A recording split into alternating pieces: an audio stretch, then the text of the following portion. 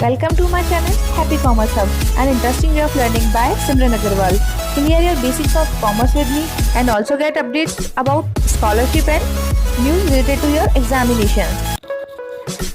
To get latest updates, subscribe my channel and press the bell icon and stay updated with me. Hello hi welcome again on my YouTube channel happy commerce hub.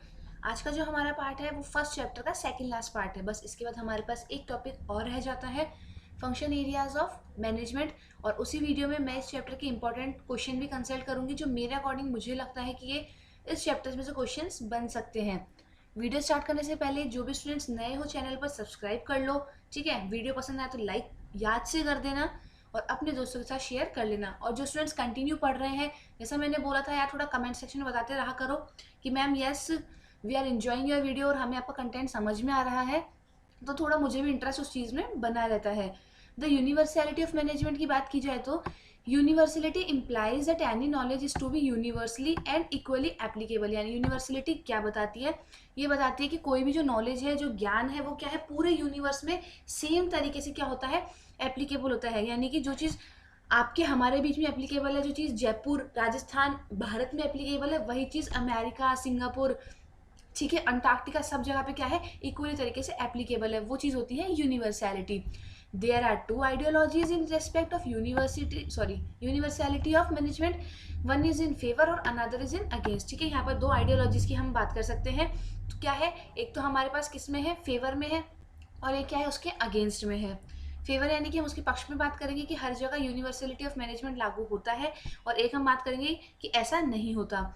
Arguments in favour of universality, थियो Haimann said, ठीक है, उन्होंने किसने, थियो हेमन ने favour of universality के तौर पे क्या कहा है, उन्होंने अपने आर्ग्यूमेंट्स दिए कि यार यूनिवर्सलिटी होती है और आप क्या है, आपका जो मैनेजमेंट है वो पूरा यूनिवर्स में इक्वल तरीके से काम करता है। अब उन्होंने इसके लिए क्या अपना स्टेटमेंट दिया है, वो दिया है इन्होंने, the principle of management can be implemented. ठीक है, यानी कि जो आपके प्रबंध के सिद्धांत हैं वो क्या किए जा सकते हैं, वो लागू किए जा सकते हैं। In the favour of these are the following arguments. ठीक है, अब इसके बारे में या तो हमने किसकी बात पढ़ी, केवल थियो हेमन की हमने बात पढ़ी। अब इसके अलावा हमारे पास क्या क्या, हमारे पास फेवर में जो स्टेटमेंट्स हैं उनकी बात कर लेते हैं। हमारे पास स्टेटमेंट है first, the process of management, यानी कि मैनेजमेंट की प्रक्रिया जिसमें कौन कौन से फैक्टर्स शामिल हैं आपके, प्लानिंग, ऑर्गेनाइजिंग, स्टाफिंग, डायरेक्टिंग और control, is found in all kinds of organisation and equally in all of countries. यानी कि ये सब जो काम होते हैं ना, वो कैसा भी ऑर्गेनाइजेशन हो, सब में इक्वली लागू होते हैं और सारी कंट्रीज में होते हैं। देखो, ऑफिस सारी इंडस्ट्री में होते हैं, ठीक है। आप अगर आपके स्कूल की बात करें तो वहाँ पर भी एक ऑफिस जरूर होता है, वहाँ पर भी स्टाफ होता है। इसके अलावा जो बिजनेस ऑर्गेनाइजेशन और अदर बिजनेस ऑर्गेनाइजेशंस होते हैं, इसके अलावा बड़े जो मंदिर वगैरह होते हैं, उनमें भी क्या होता है, स्टाफिंग होती है, कंट्रोलिंग होती है, सब चीज़ें होती हैं। यूनिवर्सैलिटी को आप एक तरीके से ऐसे भी समझ सकते हो, देखो खाना तो आप भी खा ही रहे हो और खाना हर जगह खाया जाता है, ठीक है, बट पैटर्न क्या हो सकता है कि यार आपके यहाँ पर खाने का कल्चर कुछ और हो और दूसरी कंट्री में खाने का कल्चर कुछ और हो, बट खाना तो हर जगह खाया जा रहा है। यानी कि चीज़ क्या है, इक्वली यूनिवर्सल में एप्लीकेबल है, बट पैटर्न क्या हो सकता है, पैटर्न जरूर आपका चेंज हो सकता है। वैसे ही प्रिंसिपल ऑफ मैनेजमेंट और आपका मैनेजमेंट है, ये क्या होते हैं, थियो हेमन के अकॉर्डिंग और कुछ जो रिसर्चर्स हैं वो ये मानते हैं कि मैनेजमेंट हर जगह एप्लीकेबल होता है। The principle of management is universally although it is necessary to take into account the specific circumstances of the country और organisation when using those principles. ये कहना चाह रहा है कि प्रबंध के सिद्धांत क्या है, यूनिवर्सल है, जबकि उन सिद्धांतों का प्रयोग करते समय देश, संगठन, इन सब की परिस्थिति को ध्यान में रखना भी आवश्यक होता है। यानी कि आपके यहाँ का कल्चर कैसा है, किसी और कंट्री का कल्चर कैसा है, इन सबको भी ध्यान में रखा जाता है। बट जो प्रिंसिपल ऑफ मैनेजमेंट है वो यूनिवर्सल है, वो हर जगह लागू होते हैं। हमने पढ़ा था कि प्रिंसिपल जो है मैनेजमेंट के, वो टाइम के अकॉर्डिंग, कंडीशन के अकॉर्डिंग आप अपनी अकॉर्डिंग थोड़ा बहुत उसमें एडजस्टमेंट कर सकते हो, और जहाँ पर एडजस्टमेंट हो सकता है वो चीज़ हर जगह एप्लीकेबल हो सकती है। Thus according to these thinkers management is universal. ठीक है, तो इन थिंकर्स के अकॉर्डिंग क्या है, आपका मैनेजमेंट यूनिवर्सल है। अब हम किसके अकॉर्डिंग बात करेंगे, अब हम बात करेंगे यूनिवर्सलिटी के अगेंस्ट में। सबसे पहले किसने अपना स्टेटमेंट दिया, स्टीफन रॉबिन्स ने। इन्होंने बोला there are more than 5 dozen principle in management. यानी कितने प्रिंसिपल्स हैं, more than 5, more than 5 dozen approx, यानी कि 60 70 80 मैनेजमेंट के प्रिंसिपल्स हैं। All the most of them apply in accordance with the situation, जो क्या होते हैं सिचुएशन के अकॉर्डिंग ही अप्लाई होते हैं। They can not be called universal because they have not come true in the test of universality. इनका कहने का मतलब है कि अगर आप किसी टेस्ट को, किसी प्रिंसिपल को टेस्ट करोगे तो जरूरी नहीं है वो हर जगह सेम रिजल्ट देगा। कुछ प्रिंसिपल किसी ऑर्गेनाइजेशन के लिए सही हो सकते हैं, कुछ प्रिंसिपल किसी ऑर्गेनाइजेशन के लिए सही हो सकते हैं, कुछ प्रिंसिपल किसी ऑर्गेनाइजेशन के लिए सही नहीं भी हो सकते। ठीक है, तो ऐसा नहीं है कि एक ही प्रिंसिपल है उसको आप हर जगह लागू कर सकते हो, उसको हर जगह अप्लाई कर सकते हो, यूज़ कर सकते हो। इनके अकॉर्डिंग ऐसा नहीं होता। इनके अकॉर्डिंग बहुत सारे प्रिंसिपल होते हैं और सबके यूज़ और एप्लीकेशन के तरीके अलग अलग होते हैं। Various researches has also confirmed that the principle of management applied in the US cannot be applied equally in all the countries of the world. बहुत सारे रिसर्चेस क्या बताते हैं कि जो प्रिंसिपल्स यूएस में अप्लाई हो रहे हैं जरूरी नहीं है कि वो जो रिमेनिंग वर्ल्ड है वहाँ की कंट्रीज में एप्लीकेबल होंगे। ठीक है, अब इसके बाद हम बात करते हैं आपके गिर हॉफस्टेड की। तो इन्होंने क्या बोला, management system of 40 countries in the 1980s and conclude that since human attributes are different in different countries. इन्होंने क्या अपना कंक्लूजन निकाला है कि रिसर्च करी इन्होंने 1980 में कि 40 कंट्रीज में इन्होंने रिसर्च करा और ये बताया कि हर किसी देश में क्या होती है, ह्यूमन बिहेवियर अलग अलग होता है और उनकी ह्यूमन की क्या होती है, कैरेक्टरिस्टिक्स भी अलग अलग होती हैं। इसलिए American management principle can not be universally applied. जो अमेरिकन प्रिंसिपल है वो हर जगह अप्लाई नहीं किए जा सकते। Not only this, but a single principle cannot be applied equally in two different type of undertaking in the same country. In fact ये कहना चाह रहे हैं कि सेम कंट्री में भी दो ऑर्गेनाइजेशंस काम कर रहे हैं जो दोनों डिफरेंट है, वहाँ पर भी एक ही प्रिंसिपल का सेम तरीके से एप्लीकेबल नहीं कर सकते, अप्लाई नहीं कर सकते। उन दोनों का भी वहाँ पर एप्लीकेशन अलग हो सकता है, उन दोनों के आउटकम्स अलग हो सकते हैं। Thus the implementation of any theory of management depends preliminary on 3 factors। ठीक है, तो यहाँ पर देखा जाए तो किसके ऊपर बेस्ड है आपकी जो कोई भी प्रिंसिपल है वो एप्लीकेबल होगा या नहीं, वो बेसिकली 3 फैक्टर्स पर क्या होते हैं, डिपेंड होते हैं। फर्स्ट है आपका कल्चर ऑफ द कंट्री और ऑर्गेनाइजेशन, ऑब्जेक्टिव ऑफ ऑर्गेनाइजेशन और मैनेजरियल फिलोसॉफी ऑफ ऑर्गेनाइजेशन।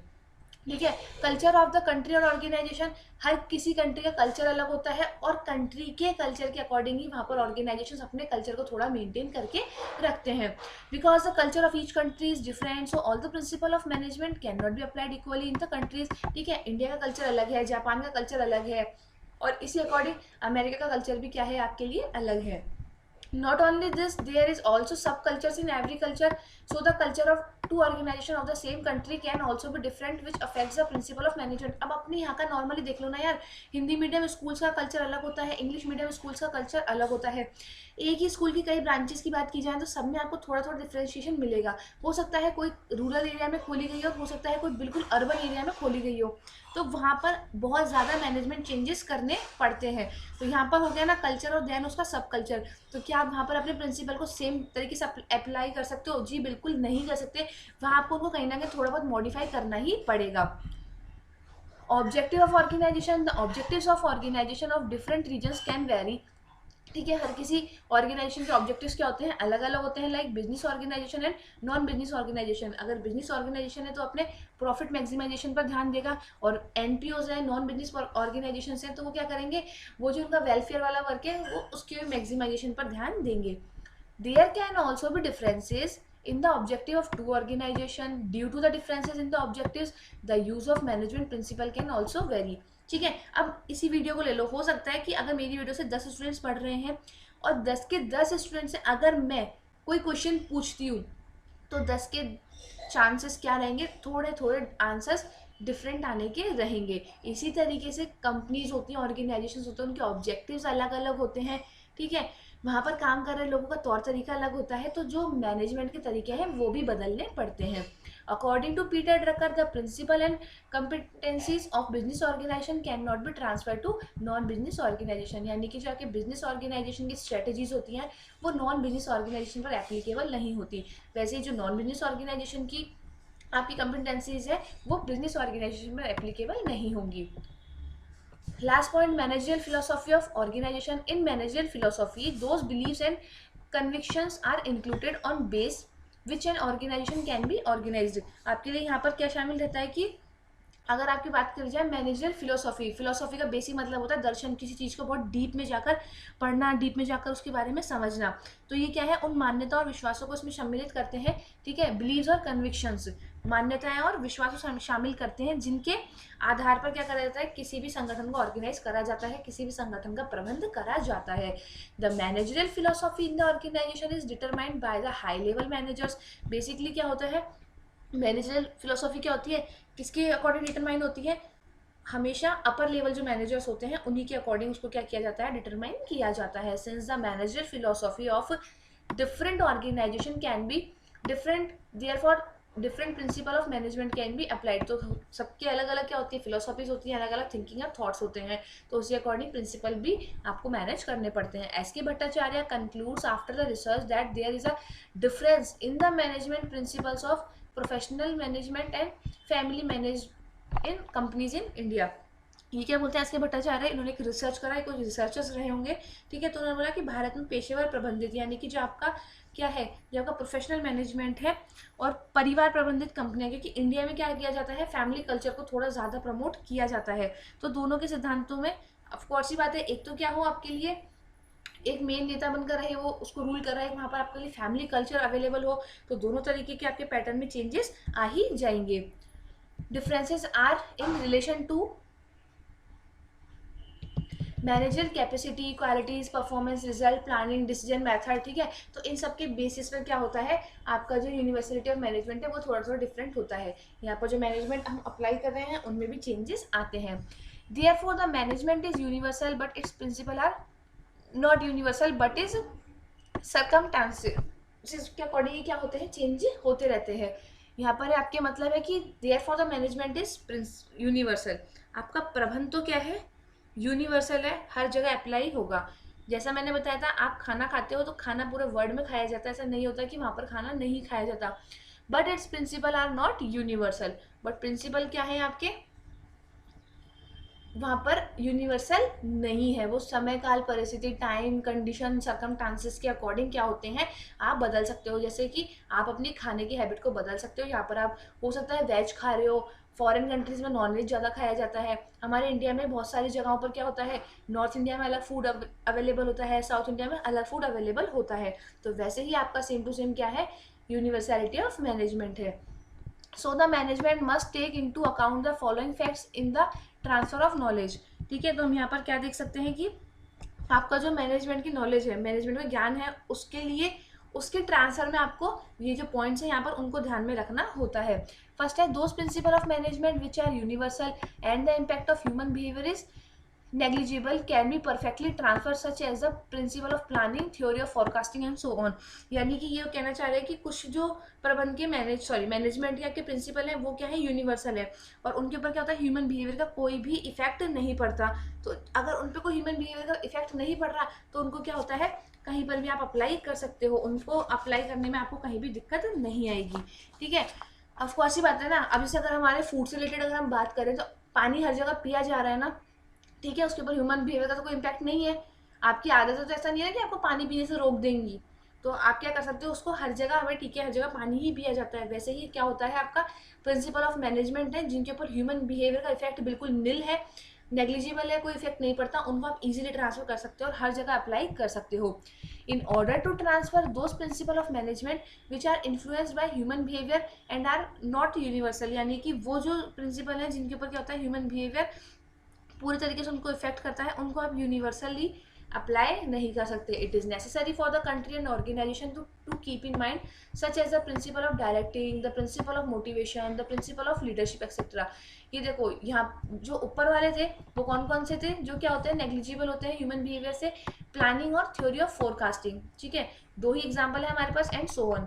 और अगर यहाँ पर बात की जाए जिनके ऊपर पूरा पूरा इफेक्ट पड़ता है वो कौन कौन से हैं, प्रिंसिपल ऑफ मोटिवेशन, हर किसी को मोटिवेट करने का तरीका अलग हो सकता है, the principle of leadership, leadership का तरीका अलग हो सकता है, प्रिंसिपल ऑफ डायरेक्टिंग, ठीक है, ये सब क्या होते हैं आपके, ये टोटली चेंज होने वाले प्रिंसिपल्स हैं। Transfer of knowledge of management can be done in the following veg, यानी कि आपका क्या है, प्रबंध का जो ज्ञान है वो निम्न तरीकों से आप क्या कर सकते हो, ट्रांसफर कर सकते हो। Study of the management literature of developed countries and research of the traditional management system, यानी कि जो डेवलप्ड कंट्रीज हैं उनका क्या करो, उनका जो मैनेजमेंट का इतिहास है, जो उनका लिटरेचर है, जो मैनेजमेंट लिटरेचर है, उनके बारे में पढ़ो, उनके ऊपर रिसर्च करो। तो आप क्या कर सकते हो, नए नए आउटकम्स उनसे ले सकते हो, और जो डेवलप्ड कंट्रीज़ में जिस वजह से सक्सेस है, हम उन चीज़ों को फॉलो कर सकते हैं। तो एक तरीका तो ये है हमारे को क्या लेने का, नॉलेज ऑफ मैनेजमेंट। ठीक है, सेकंड तरीका क्या है, training of managers of under developed countries in developed countries.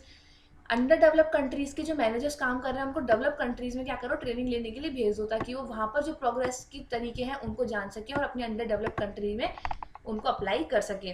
Bye managerial consultant of develop countries. ठीक है, क्या कर सकते हो आप, यानी कि जो डेवलप कंट्रीज है उनके जो मैनेजर्स हैं उनसे कंसल्ट कर सकते हो, अपनी प्रॉब्लम्स बता सकते हो, तो उनको आप वो क्या करेंगे, अपने आइडियाज़ आपको दे देंगे। Case studies of those multinational companies that managers their business in less developed countries. ठीक है, यानी कि ऐसी जो बहुत सारी एमएनसीज होती हैं जो क्या कर रही है, अंडर डेवलप्ड कंट्रीज में वर्क कर रही हैं, उनके क्या करो, आप केस स्टडी करो कि यार ये अंडर डेवलप्ड कंट्रीज में कैसे काम कर रही है। उनका केस स्टडी का मतलब होता है एक तरीके से सिचुएशन क्रिएट करना और उसके आउटकम एक रिसर्च के बाद निकालना। The area of management is very broad because where human being work as a group, the concept of management exists in some from whether the group is small or big in business or in other areas। कहा जाए तो क्या है, आपका management का जो area है वो क्या है, बहुत ज़्यादा बड़ा है। ठीक है, लेकिन अभी जो मैनेजमेंट का एरिया है ये हम क्या करेंगे, हमारी नेक्स्ट वीडियो में रीड करेंगे, क्योंकि ये वाला जो पार्ट है ये हमारा लास्ट वीडियो का कनेक्टिव पार्ट है। आपकी बुक में थोड़ा थोड़ा ये लोग भूल जाते हैं चीज़ों को कट करना, जो चीज़ मुझे सबसे ज़्यादा गंदी लगती है और फिर वो रिदम में पढ़ाने में आ जाती है। आपका लास्ट पॉइंट रहेगा ये एरिया ऑफ मैनेजमेंट, तो ये उसका पॉइंट है। यहाँ पर हमने कंप्लीट किया universality of management. I hope आप लोगों को समझ में आया होगा। देखो समझ में आया तो वेल एंड गुड, लाइक कर देना। नहीं समझ में आया तो प्रॉब्लम बताओ कि मैम इस पॉइंट पर हमें ये चीज़ समझ में नहीं आई। पर्सनली भी समझा जा सकता है, आप मुझे टेलीग्राम पर मेरे ग्रुप में जुड़कर मैसेज कर सकते हो। वहाँ पर मैं अक्सर जितने भी बच्चे होते हैं जो मुझे अपनी प्रॉब्लम्स बताते हैं, मैं वहाँ पर श्योरली क्लियर करती हूँ। ठीक है, और नोट्स की बात की जाए तो मैं PDF में वहाँ पर टेलीग्राम पर अवेलेबल आपको करवा ही दूँगी। इसके अलावा यहाँ पर जो क्वेश्चंस बनते हैं एक बार मैं बता दूँ, क्वेश्चन के लिए एक अलग वीडियो भी रहेगा जो नेक्स्ट वीडियो में हम रहेगा हमारे पास, उसमें मैं क्वेश्चंस बताऊंगी। बट एक बार मैं यहाँ पर भी बता देती हूँ ताकि जब बच्चा पढ़ता रहता है तो उसे ध्यान रहता है कि यार यहाँ पर कैसे कैसे क्वेश्चन क्रिएट हो सकता है। ठीक है, the universality of management, what is the mean of universality of management, first question यहाँ पर बनता है। ठीक है, how many ideologies in the respect of universality, there are 2 ideologies, one is favour in, one is in against. ठीक है, what Theo Haimann said about universality of management. Okay, तो ये हमारे कुछ कुछ क्वेश्चंस बनते जा रहे हैं, आप इनको सेम टाइम राइट डाउन कर सकते हो या फिर पढ़ोगे भी ना तो आपके माइंड में सेट हो जाएगा। और इसके बाद है आपका what Stephen Robin said about the universality of management. इसके बाद के क्वेश्चन की अगर बात की जाए तो हाउ मैनी फैक्टर्स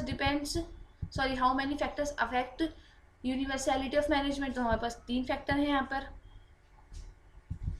तो ये कुछ क्वेश्चन है, और इसके अलावा एक क्वेश्चन आपका यहाँ पर बन सकता है कि आप नॉलेज ऑफ मैनेजमेंट कैसे ट्रांसफ़र कर सकते हो। तो उसके ये 4 तरीके हैं, हम कैसे कैसे उनको ट्रांसफ़र कर सकते हैं। आई होप वीडियो इंटरेस्टिंग रहा होगा, समझ में आया होगा। चैनल के साथ लगातार बने रहना, और भी वीडियोस आपको जल्दी ही मिलती रहेंगी।